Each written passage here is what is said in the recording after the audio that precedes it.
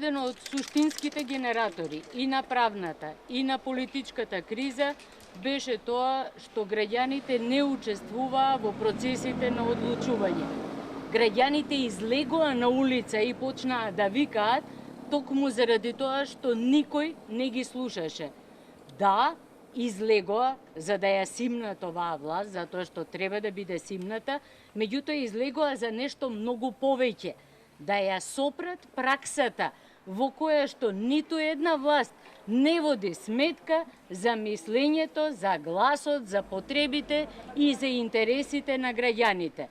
Во ситуација кога граѓаните немаат своји представници во парламентот, туку политичките партии си имаат своји политички војници и своји политички послушници, граѓаните всушност бараат таков вид на избори во кои што ќе си изберат своји представници. Автоматски невозможно е, нелогично е, апсурдно е тие исти политички партии кои што носат политички послушници во парламентот сега да преговараат за некакви промени, за некакви избори, за некаква регуларност, за некакви реформи без граѓаните. Значи, она што го бараме е да учествуваме во процесот на донесување на она што ќе представува преговарачки резултат и да не заборават политичките партии дека во секој момент мораме да бидеме дел од процесот на одлучување.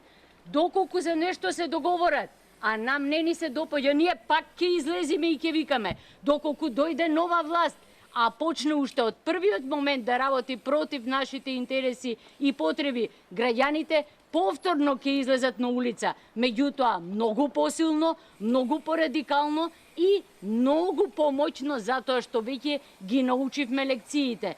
Ги научивме лекциите како можеме да бидеме излажани, како можеме да бидеме пренесени жедни преку вода и научивме дека политичките партии многу лесно може да ги искористат граѓаните, не сваќајќи дека сепак оваа држава е држава на граѓаните на Македонија, а не држава на политичките партии.